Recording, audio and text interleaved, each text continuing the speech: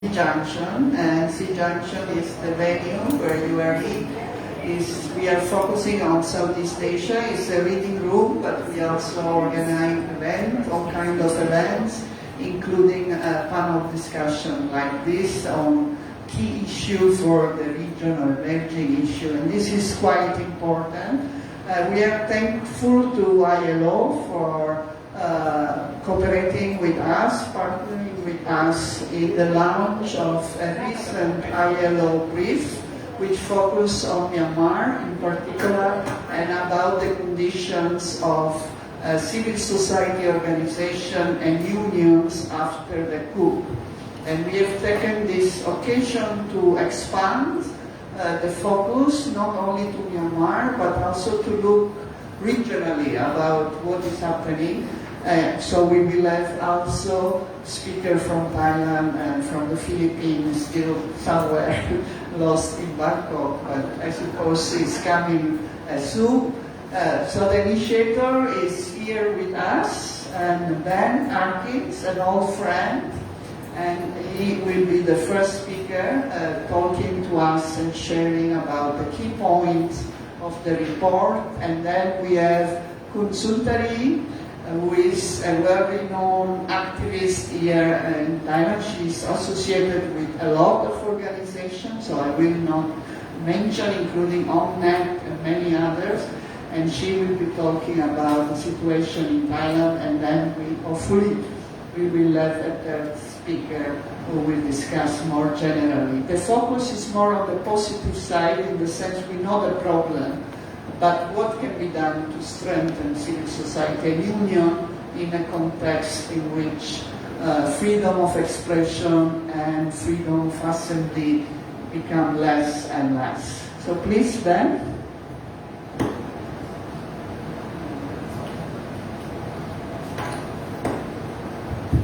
Hello? Okay. Great, thanks Leah. I just want to start by thanking SEA-Junction and Leah for organizing this very important panel discussion on the state of civil society and trade unions in Southeast Asia. I'm very pleased to sit on a panel with a strong group of civil society activists. Suntari and Joel, who will be joining us later.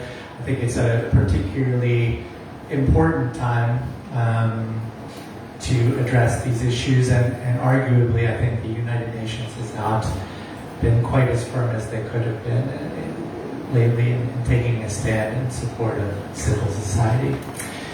I'm here today to talk about the report that we launched at the ILO last month on organizational resilience of trade unions and civil society organizations since the military coup in Myanmar. Unfortunately, the lead author of the report could not join us today. She just returned to Myanmar, and we felt it was important for her to maintain her anonymity for safety reasons, but I'll do my best in her stead. I was actually working at the UN in Myanmar at the time of the coup, and this study was really born out of the experience of seeing what was happening to trade union and CSO partners after the takeover. I spent a lot of time trying to mobilize support for people and organizations there that I personally deeply care about. And what kept coming back to me in that process was really just how limited and ineffectual the support being provided was, particularly in the face of what we know is just brutal repression by the military junta. So this report is really intended as a bit of a call to action for international organizations to take a stronger stand in support of these organizations. From August to October 2021, we conducted interviews with 21 organizations supporting workers' rights in the domestic labor market, as well as for migrants working abroad. And as you might imagine, the study faced a lot of very significant limitations. So in particular, we just weren't able to interview as many CSOs and trade unions as we would have liked to due to the security situation. Many organizations that we reached out to either had been forced into hiding, non-government controlled areas for their safety, or had already left the country to seek asylum abroad and were not able to speak with us. And I would also just note that we also had to redact a lot of the information we obtained just because we were worried about the personal safety of the organizations involved, as well as the potential that if we revealed what they were doing, that there would be further crackdown by the junta. So just to start with a little bit of background, there really is a long history of persecution of CSOs and trade unions in Myanmar during successive military regimes from 1962 to 2011. Trade unions and CSOs were essentially illegal in the country, and they faced suppression by the authorities under a number of laws, particularly the colonial era unlawful associations law. Following the election, I'm sure many of you know this already, but following the election of a nominally civilian government in 2011, there was a very broad political and economic liberalization process, which did establish more space in Myanmar for trade unions and civil society organizations to operate. Trade unions were legalized under the labor organization law, and CSOs were permitted to register under the law relating to the registration of organizations. But I do want to just stress that even with those laws, it was still a very restricted space in many ways for organizations to register and operate. It took many years to actually complete that legal process.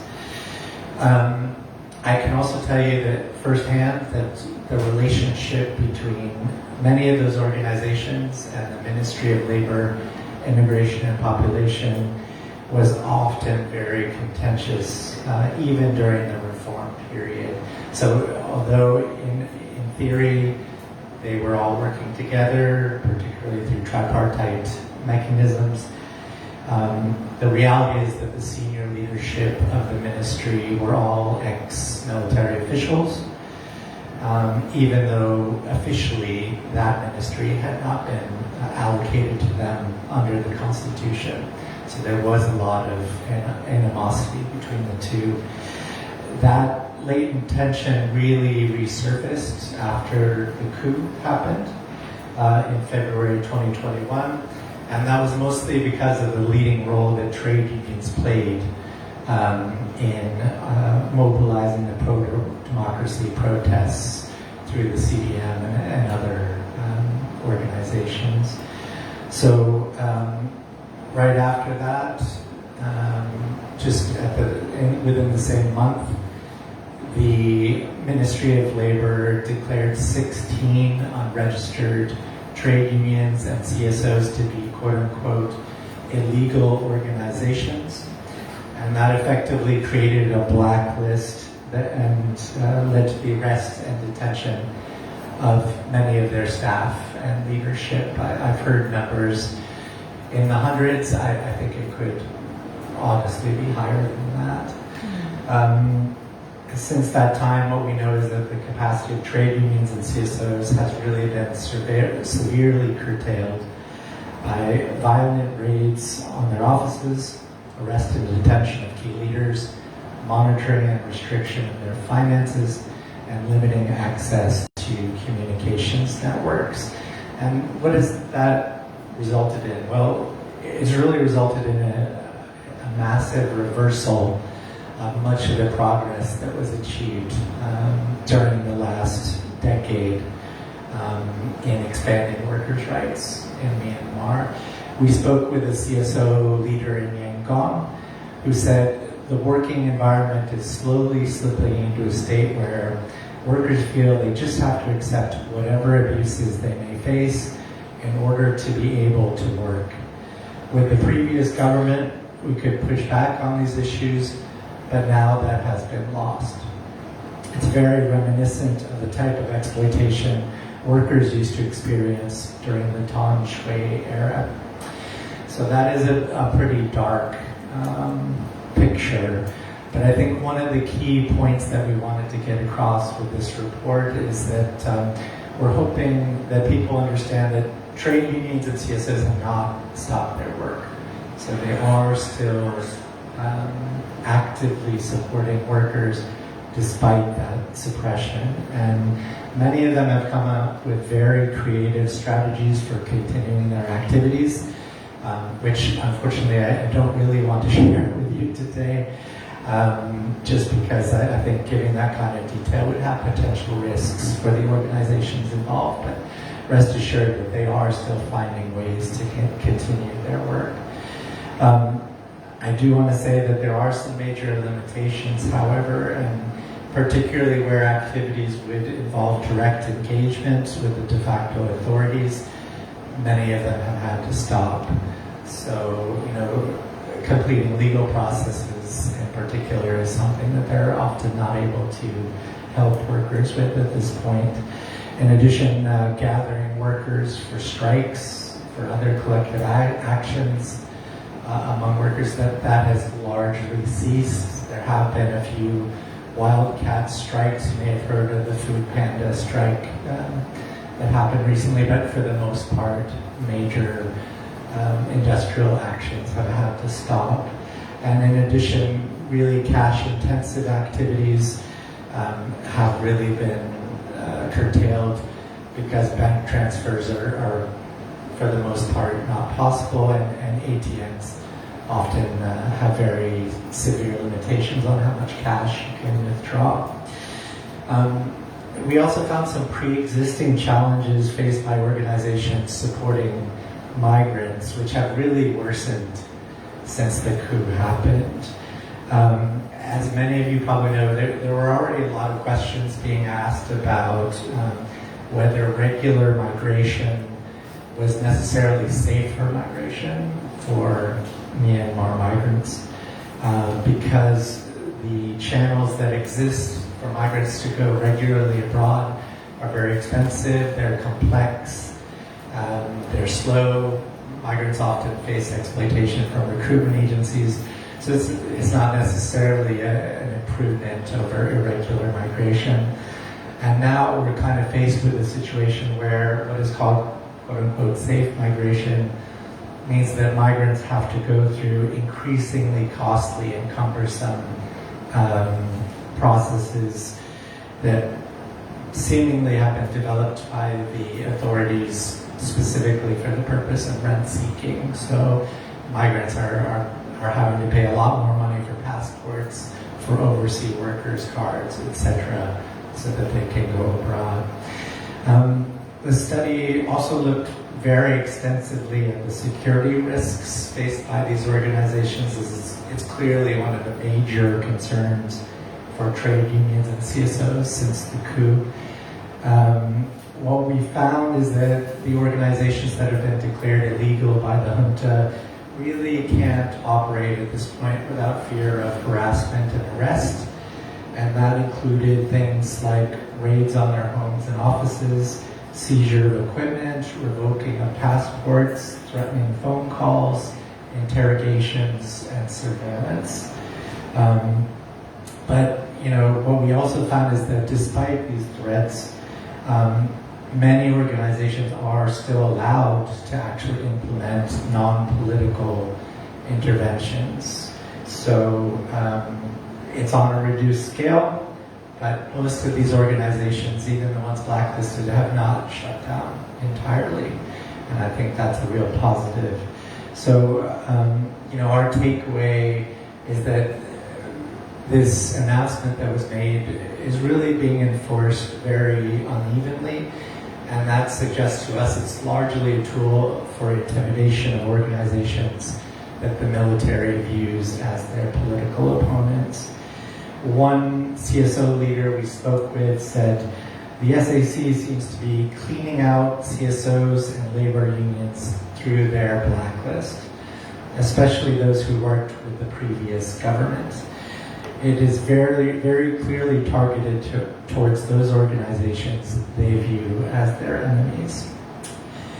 I do want to add that in addition to the thousands of arrests that we know are taking place, we found that a key tool for intimidation of these organizations has been to kind of issue arrest warrants for their leadership. And that is for what they call causing fear, spreading false news, or agitating, which is under Section 505A of the Penal Code. And that actually would carry with it a 3-year prison term for these very sort of unclear activities that are listed in the code. Also, I'm sure as many of you have heard, in cases where the de facto authorities cannot actually find people who are listed in arrest warrants, a common practice has become to arrest their family members as another form of sort of coercion and intimidation. We also had many reports of factory owners and employers who have started to kind of take advantage of these emerging gaps in rule of law in Myanmar. And they use that to intimidate CSOs, trade unions, workers, with the tacit and sometimes direct support of the junta. So, these strong patronage networks that have been established between the de facto authorities and some employers really make it pretty much impossible for CSOs and trade unions to intervene in labor disputes, as well as to organize workers. There's really a sense of impunity among the private sector actors who enjoy the backing of the junta. Several organizations we spoke to also stated that factory owners are directly leveraging the assistance of police to support union busting within their workplaces. So one trade unionist we spoke to in Yangon said union leaders have been increasingly losing their jobs just because they are union leaders. We see this as an intentional effort to weaken the power of unions since the coup, because so that workers no longer are able to assert their labor rights. But as Leah said, one of the key things we wanted to look at with the study is not just all the suppression that is going on, but what kind of support trade unions and CSOs need to maintain their resilience as organizations. I think there's kind of a pervasive sense among the international community that, at this point there's really nothing we can do. And we really wanted to show that that is simply not the case, and it just requires sort of political will to provide that support. Most organizations that we spoke to said that expanded and more unrestricted funding is really the main form of support they need to increase their organizational resilience. It's very clear the overall amount of donor funding available to trade unions and CSOs has really diminished very significantly since the military coup took place because of the risk aversion and restrictive grant requirements of many donors. And that's really, of course, been exacerbated by the fact that it's very difficult to physically transfer money to these organizations at this point. And what that means is that many of these organizations are really struggling to fill the gaps that have been left in their organizational budgets. In addition to expanding the scale of funding, I think that's number one, but international organizations really need to consider how they can be more flexible as well in supporting trade unions and CSO partners. And that would be through things like increasing the amount of indirect costs that they're willing to support for these partners, just not allocating funds for specific purposes but allowing them more flexibility to use funds as they see fit, as well as consideration of just providing core funding to many of these organizations as an end in itself. I mean, just providing centralized funding that they can use as they need.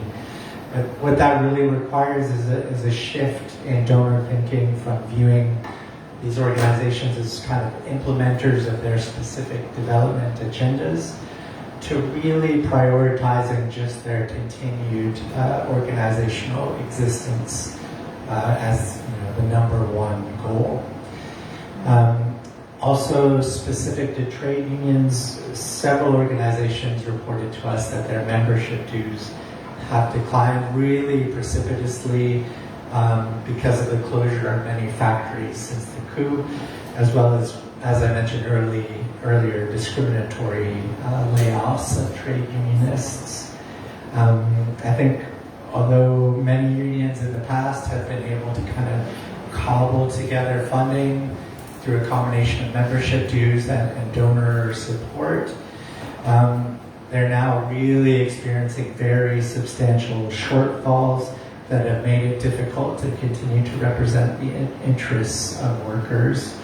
I would say here, I mean, relative to the situation of the CSOs that we talked to, I would say we generally found trade unions to be facing a much more severe threat to their organizational continuity. Many organizations we spoke to also requested that funders make efforts to reduce or significantly simplify their reporting and due diligence requirements. One thing in particular that was raised is that donors should be willing to accept kind of a proven track record of effective support for worker and migrant communities, rather than adhering to sort of strict legal registration requirements. We know for good reason many of these organizations don't want to register with the de facto authorities at this point. I think it's a situation where donors just kind of need to not lose sight of the forest for the trees. They're working with organizations that are struggling, for their basic day-to-day survival. They may not be able to complete a perfect report and submit it to their donors at this point, and I think that has to be accepted.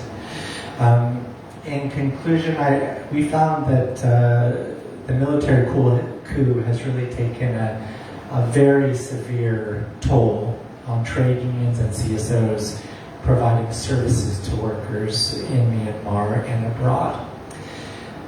The expansion of these organizations has really been a key foundation for much of the progress that's been made in increasing labor and social protections for workers in Myanmar during the last decade. And I would say the current state of affairs really does represent a genuine threat to the continuity of these rights, as well as to the possibilities for future advances. And what we're really calling for with this report is that international organizations dramatically increase the flexibility and responsiveness of their support to counter this existential threat to civic space and worker organizing in Myanmar. What we know is that rigid policies that do not adequately respond to the needs of organizations on the ground are almost certainly going to lead to a devastating loss of grassroots organizations in Myanmar. It's really time for the international community to practically demonstrate their solidarity with the organizations continuing the struggle for workers' rights in Myanmar. And that's it for me. Thanks very much.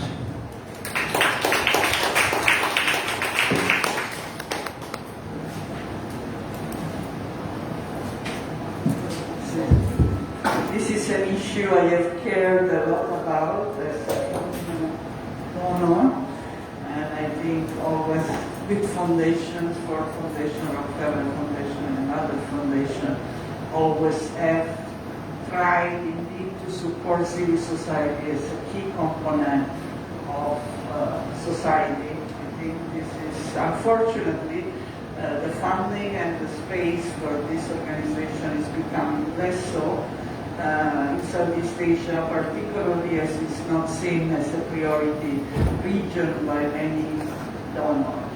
But let's continue to see what our experts have to say. Tung Suntari.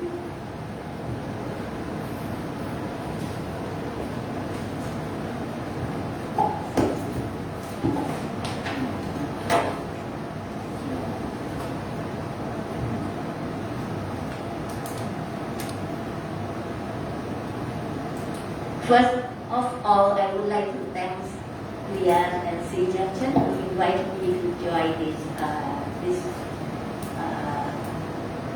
discussion. And I would like to say sorry. You said that I ought to share the positive thinkings about the region. But after I tried, I didn't find so much positive situation. The things that I found is almost all of them are the limitation. So this time when I will share with you about CSO space in Thailand and ASEAN, the things that I found is limitation rather than positive things. I will start with the situation in Thailand first. If you follow the Thailand situation, you will find that the hot issue of these few weeks is about the term of our Prime Minister. 8 years of being Prime Minister. The problem is the different to count it. And we're waiting for the Constitution Court to point. But for CSO and NGO, CSO and other political movement in our country, we very our counting is his term is already end, and would like to share with you that CSO together with youth and other movement, we demand and campaign for political reform of our country. We have 3 demands. First is get rid of youth. It's not about personal issue, but to get rid of youth, it means get rid of military regime that almost 10 years. And the second demand is Constitution amendment.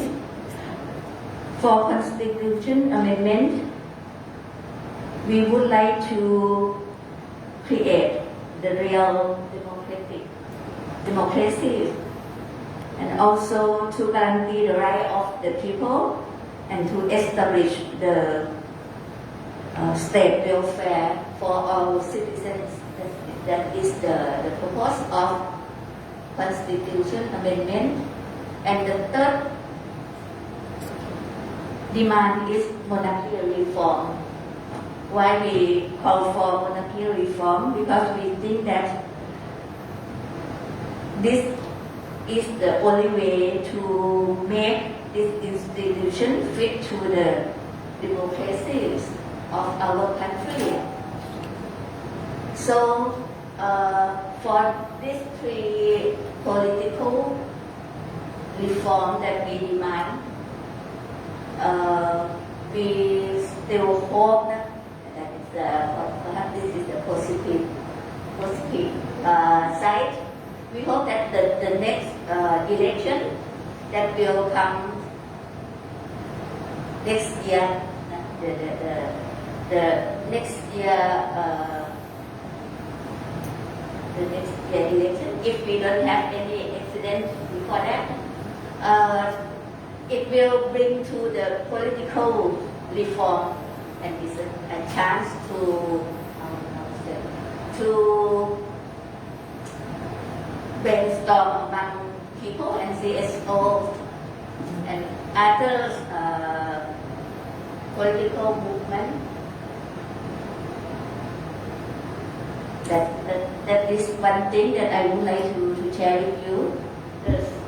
The second thing, like the example of the threat and violation of the government on CSO is the drafting of the bill for more control on CSO. The name of the bill the name is the Bill on the Action of Non-Profit Organization. It happened since the beginning of last year that the government draft this. According to this bill, all CSO and people organization and NGO have to register, have to inform the funding agency the amount of funding and also the objective of that fund. And for security reasons, the government officer can come to our office and check every document, communication tools. And if they found that we are against the state, against the state security, they can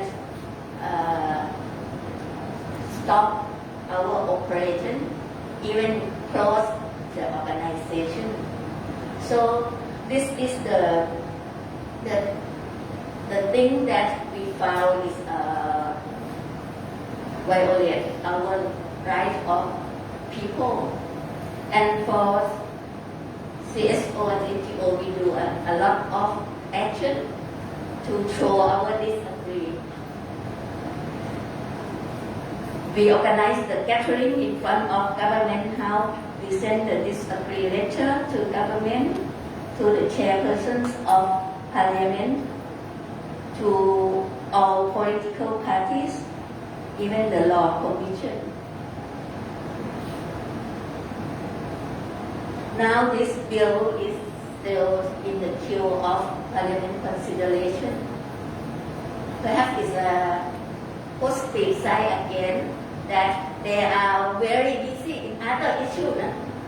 The parliament and the government still very busy on the term of Kun Prayut and other issues and preparing for election. Move the political persons, the political person, move from this party to that party and those parties. So they are very busy on this thing. The consideration of this bill are delayed because of that. But it's still in the queue. If they finish other issues, if they finish their issue, they can come back and pick this to consideration in the parliament. But if the election is come before, I mean, if the consideration is delayed until after the election, according to our constitution, the new government have to have to consider again that they would like to continue this bill for consideration or not.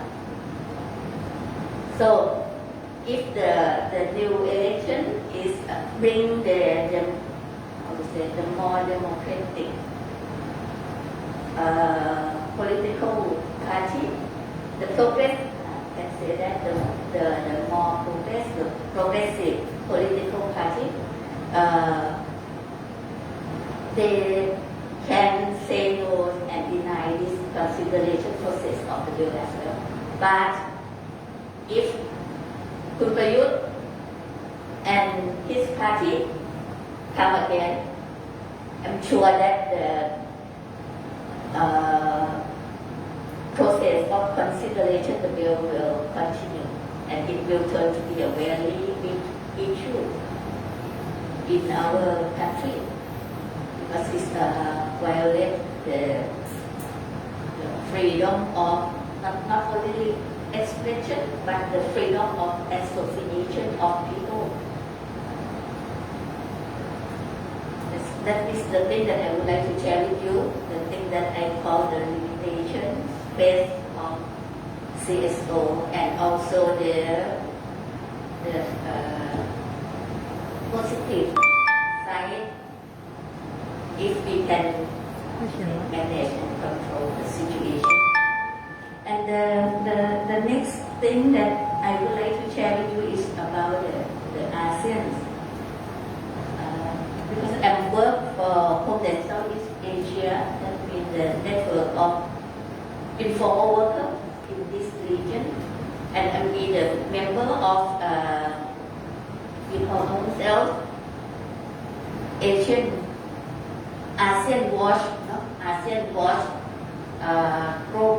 That is the group of Thai NGO and CSO who keep our eyes on ASEAN and work a lot, try to change ASEAN to be the people center regional. During this 10 years that I come to join the movement of people in ASEAN, I would like to share with you that in ASEAN we still have very limited space for CSO. What is the space that have for CSO in ASEAN? First is the accreditation to be ASEAN CSO. But the process is still very difficult, and also can say that it's very not friendly enough. So you will see that the accreditation organization, the accredited organization, the accredited CSO right now is only the sport association, like the Thai Association of ASEAN. I don't know, I pronounce it correctly or not. The Thai, I mean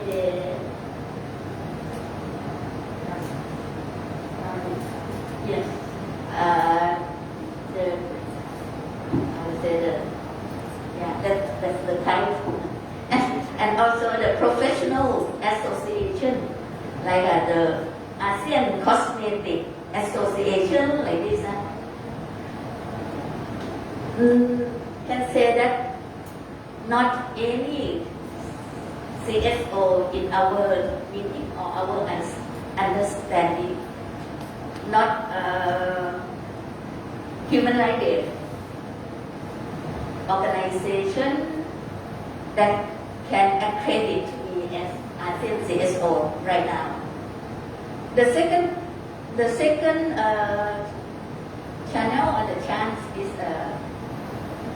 ASEAN Civil Society Conference or ASEAN People Forum. That is the parallel forum that ASEAN people organize it every year to be the parallel forum of ASEAN Summit. And not only sharing about the people, not only sharing about people situation, but at the end, after 3 days of workshop of the panel and discussion, we will have the statement. That statement is is the thing that ASEAN CSO, NGO, and PO organization would like to tell, to inform the elite of ASEAN, the government of 10 countries in ASEAN. But we found that the statement that came from SEA-ABF were ignored from the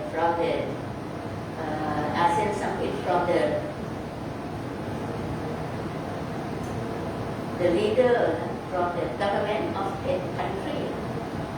Even there, of course, when we proposed, they received it, but nothing happened after that. They still do the same things and don't care what is the recommendation or the suggestion from the people.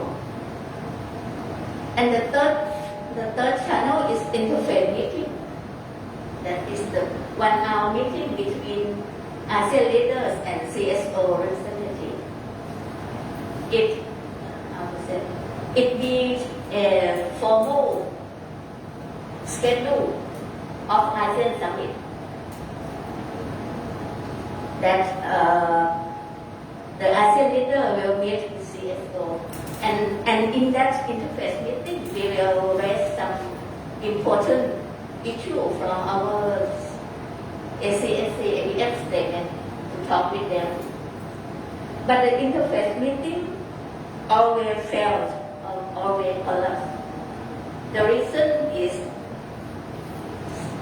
some of the government, they don't accept, they don't respect to the representative of CSO. They say, oh, who is that guy?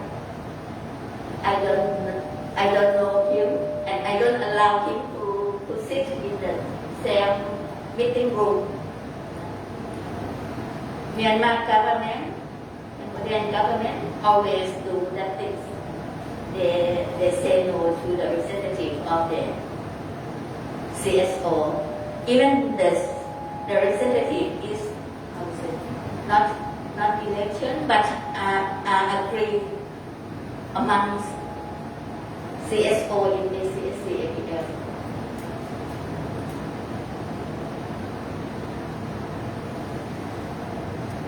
So interface meeting between leader and CSO still very limited in terms of numbers and in terms of the agreement. When the interface meeting with the youth, with the business sector, and with the parliament is run very well every year. Only CSO that was left behind. Only the interface meeting with CSO that was left behind. And the last thing that I would like to share with you about ASEAN from my point or from my perspective is the existing human rights mechanism of ASEAN. ASEAN have at least 3 mechanisms. Asia, the Commission on Human Rights, ACWC, the ASEAN Commission on the Rights of Women and Children, and ACMW, is the Committee to Protect the Migrant Worker Rights. They didn't have enough space for CSO. I mean that even they organize the meeting, but it's the same process.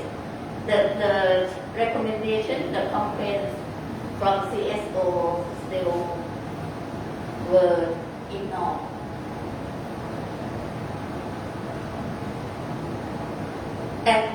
this point, I would like to share that I didn't have the good solution how to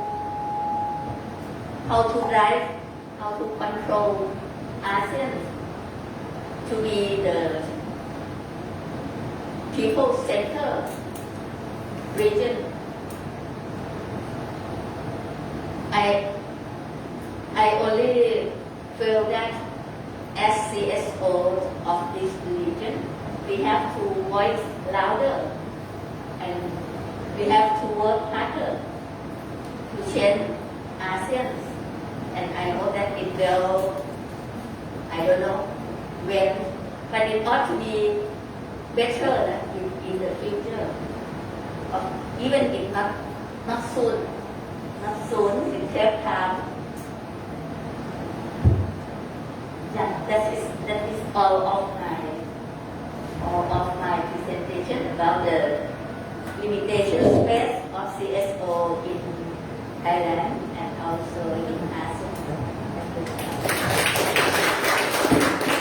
Thank you for sharing your sincere thoughts about what is happening in this region, and indeed out of this concern is also why we are having this panel. Let's see if Joel has some more, or at least more thought on what can be done then in a situation like this, in which indeed CSO are not necessarily seen as partners of government, unless they provide service. For NGOs that provide service, there is more space in collaboration. But let's see what Joel has to say. Thank you very much. I think I'm the bearer of hope here, although I think hope has been very elusive and costly for many of us, not just in the civil society organization, but also in the academe. I chose to stand up because throughout the week, I've been sitting down with our donors, telling them to be flexible with money that's supposed to be for human rights, research and education, hopefully impacting the ground. But what you said is actually right on point. There is still that resistance, definitely from the global north, to understand that it's not just about accountability, but to also ensure that the money that their taxpayers give should actually be reaching the people who would need it the most. And I think accountability there would come in organically, but still I think that's still very much sadly the position of the global north. I think we need to push this further. But again, I said I'm the bearer of hope from Salaya in Nakhon Pathom. My name is Joel. I'm with SEA. We are a human rights and research and education program based at Mahidol University. Basically, we produce, problematize, and disseminate knowledge on human rights and peace in Southeast Asia. And my brief discussion with Ibu Leah is to really, how do we move forward and where do we take positive steps from this one? Because it's really a dark place that we're at the moment, and we are seeing much more gloom in the coming years and months. I'm from the Philippines. And it was a sad turning point this weekend because it was actually the 50th year of martial law under Marcos Jr. And it has been silent. It has been suppressed. And sadly, again, well, on top of the death of the Queen, nothing much has really been done to commemorate the lives lost during the martial law period. But then, hope means that we need to organize, still organize, and very much organize on the ground. And what does this mean? I think we need to start really with understanding our experiences. And if that has to be more in an organized fashion, systemic fashion, facilitate what is really happening to us. Because then there is a mental health aspect to it. There is definitely a resource issue to it. And there is also a shrinking space limitation and restriction that comes with it. And how do we understand the experience? If it's through dialogue, if it is through an exchange of our understanding, even frameworks of how we do things, then I think this is something that we need to do. Now, amidst shrinking resources and amidst this rather exclusive positionality of global north funding, I think it's really important that we get to already find ways on how we can share resources from organization to organization, south-south kind of collaboration and resource sharing. I think this is also more sustainable because then we understand, we have this definition of what accountability is all about and we also have this understanding that our priority should actually be the people who are most in need. We do not have to produce love frames, we do not have to produce this theory of change just to please people who would give us taxpayers' money from their country. But then again, this cross-resource sharing can also be something that is non-monetary. Technology. Those who have access to the internet, to different digital technology, I think is something that we can share amongst ourselves. Academics can actually provide you tools on how to research, on how to produce knowledge on the ground. And this is also where cross-sectoral collaboration comes in, where activities can be done in a more coordinated, in a more collaborative manner. Now, organizing doesn't have to be, because of these shrinking spaces, the streets are rather dangerous at the moment, very restrictive. Where can we do these things? Again, this is very much defined by how we talk to each other and how do we make use of the resources that we have. It is very difficult, but I think this can be done, again, with in a more strategic fashion.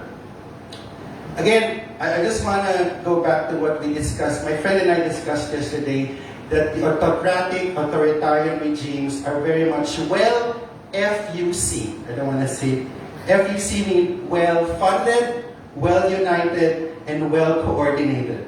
Okay, so I'll give it to you to actually say that. So they're very well FUC. But we are FUC'd, FUC'd, okay? But what do we do with that, right? I think part of also, this is coming from my academic hat, is to really document what is happening on the ground. And if that is through a more structured grievance mechanism, and this is what I call to enhance or to harness defenders, human rights defenders' voices, right? If there is an accessible, more understandable, and more inclusive way for defenders, trade unionists, to actually be able to grieve, to express their grievance on any kind of issues between organizations or with governments, with businesses, then I think this would be a very good way of documenting what is happening on the ground. Also, I think this is part also of being flexible with resources, and I think it's very important, is to have a much available, accessible, free legal aid for defenders who are at risk, for their families also, very much. We have families who are now asking for resources on that. So I think legal aid is something that funders or our groups should also need to prioritize. Now, capacity building comes in many forms. How do we teach?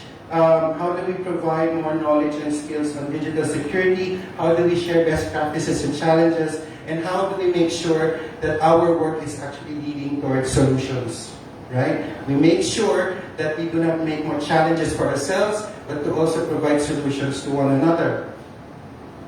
And I think lastly, this is something that I think I want to bring, and this is a conversation that I have now with my colleagues also in the civil society space.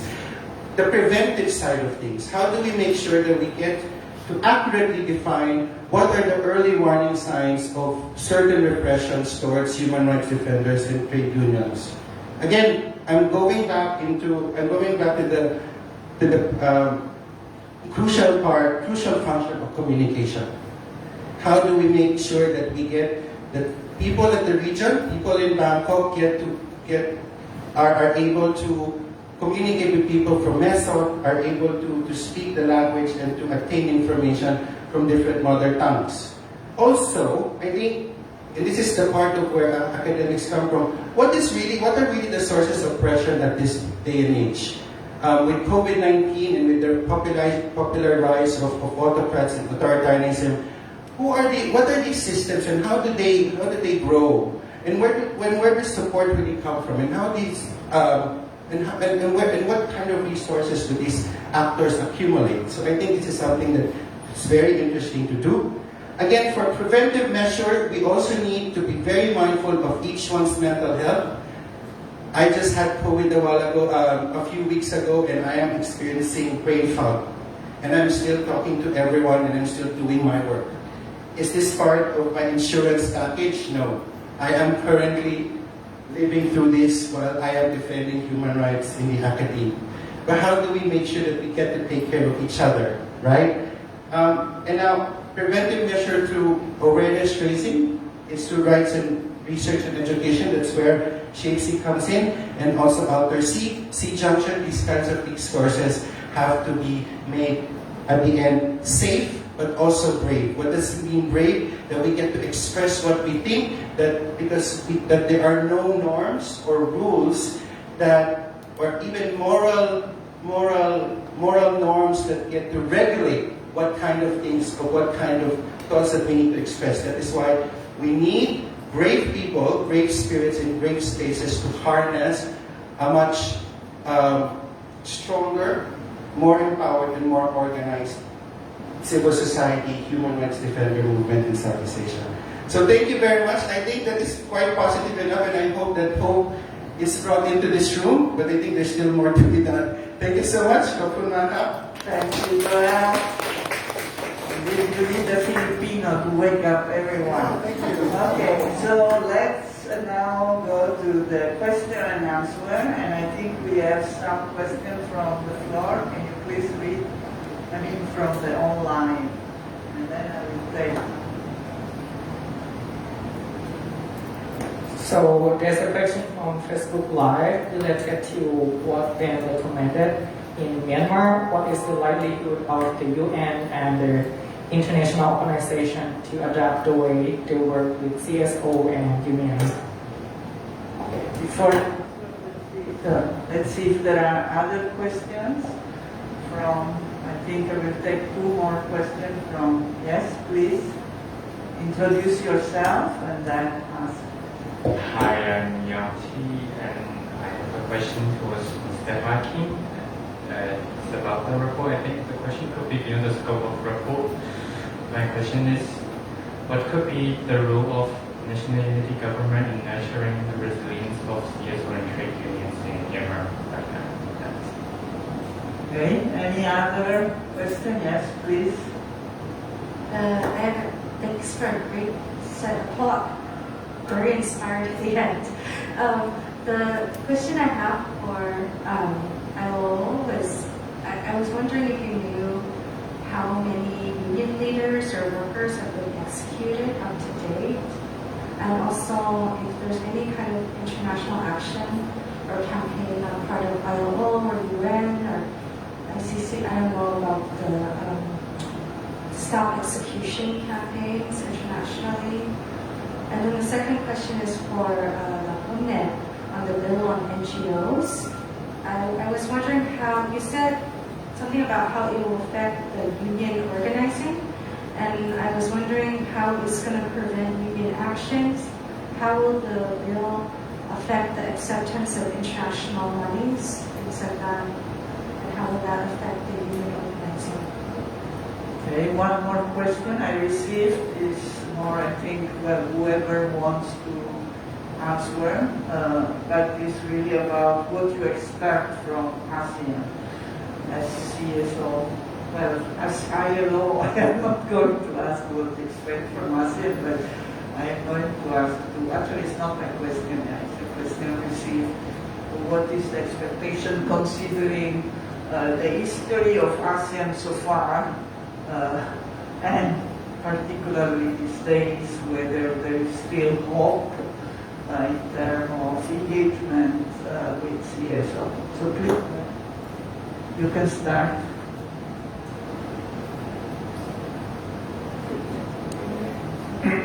Yeah, those are some serious questions. Thanks for asking. Where to start? I mean, I think it's very clear that the NEG is a much more supportive entity when it comes to supporting the resilience of trade unions and CSOs based upon the policy statements that they've made. I think, of course, the hard thing at the moment is that they have very limited resources to enact their agenda on the ground, and frankly speaking, of course, they're very preoccupied with the ongoing armed conflict as the most immediate issue. So I don't think at the moment the resources are available to them to kind of fill that gap in terms of supporting trade unions and CSOs. My understanding is that there is actually a fair amount of solidarity that is happening by other parties, particularly international trade unions have been very active in reaching out to support their brothers in the trade union movement in Myanmar, brothers and sisters. So I think there are actors who are trying to facilitate this, but I think as much as I think they would support that agenda, I'm not sure at the moment they have the resources to do that currently. And of course, many of us hope that they will in the future. The question about how many trade unionists have been executed, it's a pretty dark question. I have actually seen a number presented. The veracity of that figure, I don't think anyone is quite clear on, but there was a report that came out fairly recently which had put the figure somewhere in the 50s, I think, in terms of execution of trade unionists since the coup. I mean, it's a terrible thing, and in terms of what international organizations are doing to support campaigns to stop that. I mean, I think, I can't really speak to the UN as a whole, and I can't, in fact, speak on behalf of the ILO's position on this either. There have been a number of statements made by UN human rights bodies condemning the executions. And of course, the concern in Myanmar is that the feeling is that's all that's being done, is that it's just statements and it's not enough action, and that more is needed. And I think that's clear that more has to be done. I think there was the question about adaptation. I didn't quite get that.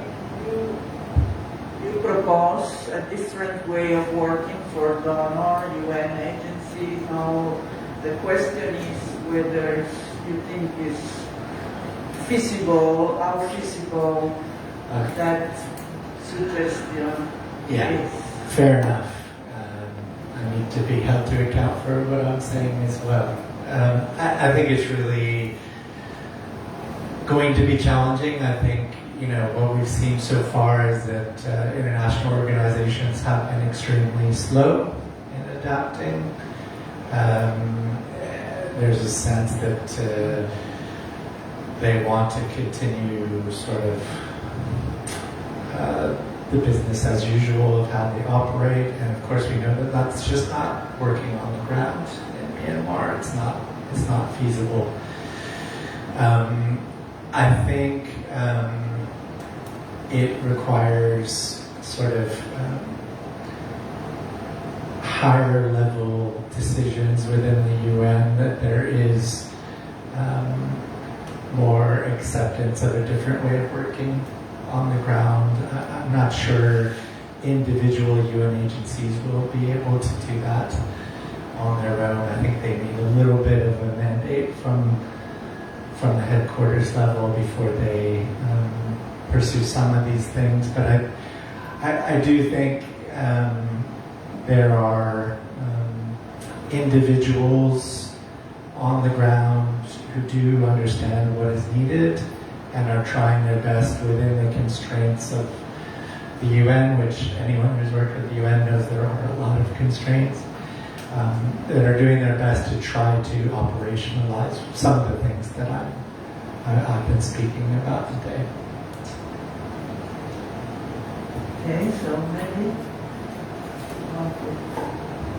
I will start to answer the second question first about the impact of international organization if the control guild, the non-profit organization control guild is implemented, because it will use the same standard for both domestic and international organization. Even you are the international organization, you have to register and you have to do the report to show your financial report, both receiving fund and also the distributing funds, and to report what kind of activity of objective that you use that fund. If they feel like you are how to say in terms of security, if they have question about the security of the state, if they feel like you against the state security, the government can stop the operation of international organization as well, and even you have to move out. So I think that the human rights-based organization like Amnesty, Human Rights Watch will be I'm sure that will be the target of this bill as well. That is the point. And for the first question, I'm not so clear, but I hear that you mentioned about HomeNet. HomeNet is the organization of informal workers in this region. The thing that we try to do, we have national level organization and regional level organization as well. The thing that we try to do is to ensure the equal right of all workers. Now the informal workers still be like the second class or third class workers. Like in Thailand, informal workers don't be allowed to establish or register as trade union. The things that we do is register as the association. And because of being association, it means that you don't have the worker right of bargaining, or even to receive the minimum wage. And because of you are the association, even when we join the ILC, the International Labour Conference, we don't have the worker right. We can be only the observer. Have the right to listen, but don't have the right to express our ideas, our comment and don't have the voting right. So the things that hope that Southeast Asia and even hope that international would like to see is the equal right of all workers and how to say accept us as the workers. This is the about the visibility, the voice, and the representative. That is the thing that we work here.